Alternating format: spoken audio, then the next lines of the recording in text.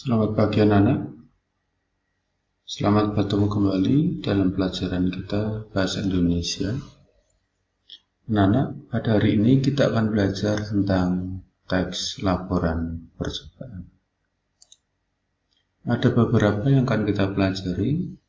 Yang pertama pengertian, lalu tujuan, kaidah kebahasaan, ciri-ciri, struktur, tahap dalam membuat teks laporan percobaan, dan kita akan mencoba nanti untuk membuat analisis. Yang pertama tentang pengertian. Anak-anak, teks laporan percobaan adalah jenis teks yang isinya yaitu paparan mengenai tujuan, proses, dan hasil dari sebuah percobaan. Di teks laporan percobaan itu menceritakan percobaan yang dilakukan oleh seorang peneliti. Pada umumnya, teks laporan percobaan digunakan untuk melaporkan hasil percobaan, karya ilmiah, ataupun suatu laporan praktikum. Lalu yang berikutnya, kita akan belajar tentang tujuan dari teks laporan percobaan. Tujuannya itu untuk memberikan informasi pada pembaca mengenai hasil percobaan yang sudah dibuat. Teks laporan percobaan ini bersifat universal atau bersifat umum. Lalu yang berikutnya, kita akan belajar tentang kaidah kebahasaan. Pada teks laporan percobaan, itu memperkenalkan aspek umum atau kelompok. Lalu menggunakan kata tugas, hubungan logis, yaitu seperti ketika, maka, dan seterusnya. Kata tugas yang digunakan ini digunakan untuk menjaga agar tulisan tetap koheren, ada keterpaduan. Lalu menggunakan kalimat aktif, menggunakan kata kerja aktif untuk menggambarkan proses dan aksinya. Tidak ada urutan waktu, tetapi adanya urutan kegiatan. Lalu menggunakan kata benda atau frasa dibanding kata ganti orang. Lalu beberapa laporan menggunakan istilah teknis atau istilah bidang keilmuan. Lalu biasanya disertai foto, diagram, dan seterusnya. Lalu berikutnya ciri-cirinya. Ciri-cirinya, teks laporan percobaan disusun berdasarkan hasil penelitian. Lalu pembahasannya dikemukakan itu secara objektif. Yang ketiga, cirinya menyajikan fakta dan bukan opini. Lalu disusun berdasarkan struktur yang sistematis dan lengkap. Lalu menggunakan bahasa baku dan ilmiah. Lalu tidak memasukkan hal-hal yang menyimpang atau mengandung prasangka atau memihak. Lalu yang berikutnya strukturnya. Strukturnya itu ada dua, ada pernyataan umum dan uraian. Pernyataan umum itu berisi paparan atau klasifikasi sesuatu yang dibahas secara umum, yaitu pengertian, tujuan, landasan teori, dan latar belakang.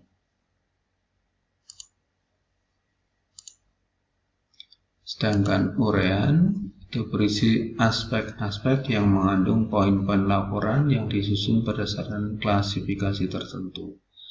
Terdiri atas alat dan bahan dan cara kerjanya.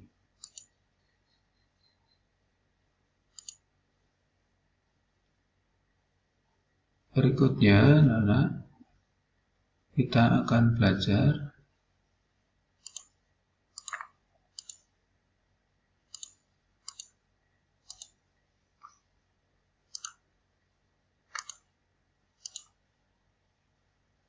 tentang tahapan membuat teks laporan percobaan. Tahapannya, yang pertama, menulis struktur dari teks laporan percobaan. Lalu yang kedua, Tulislah hasil dari percobaan ke dalam bentuk grafik, tabel, bahkan atau gambar. Lalu berikutnya mengembangkan kerangka menjadi sebuah teks.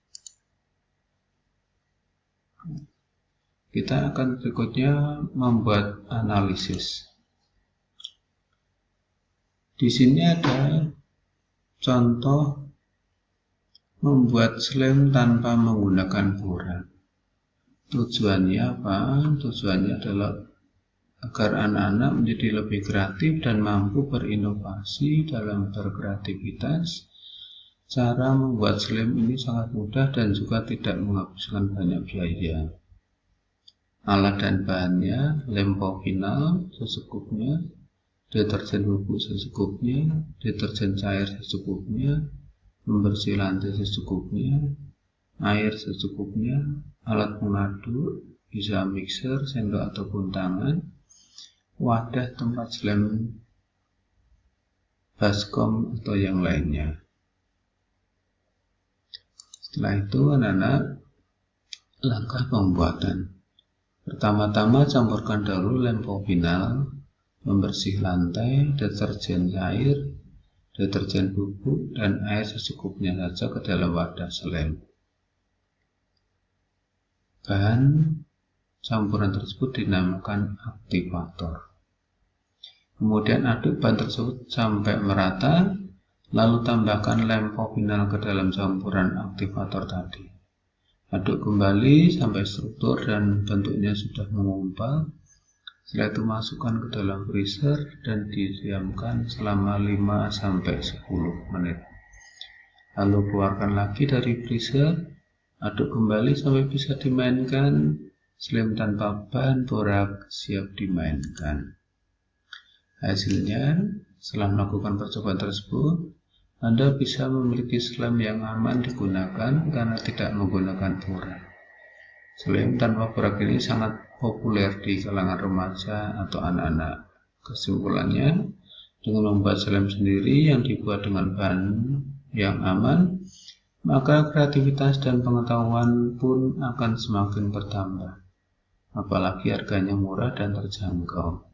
Selain itu, mainan ini juga aman bila terkena kulit karena tidak mengandung boraks. Ini contohnya. Lalu analisisnya. Untuk bagian tujuan pembuatan slam tadi, berarti ini termasuk bagian pernyataan umum.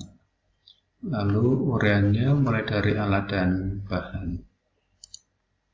Uraiannya juga langkah pembuatan slam tadi, ini merupakan bagian dari uraian. Lalu hasil kesimpulan itu juga masih masuk dalam uraian. Ini hasilnya. Lalu kita kalau melihat dari ciri kebahasaannya, menggunakan kata benda atau frasa benda dibandingkan kata ganti orang.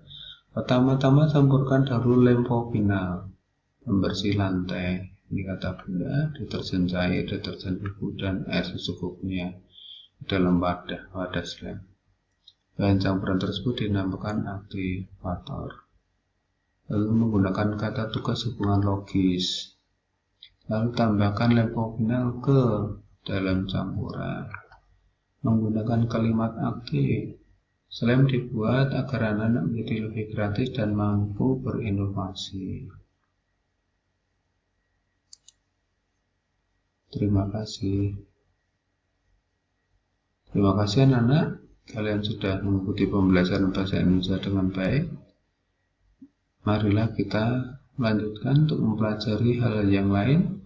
Selamat bertemu kembali.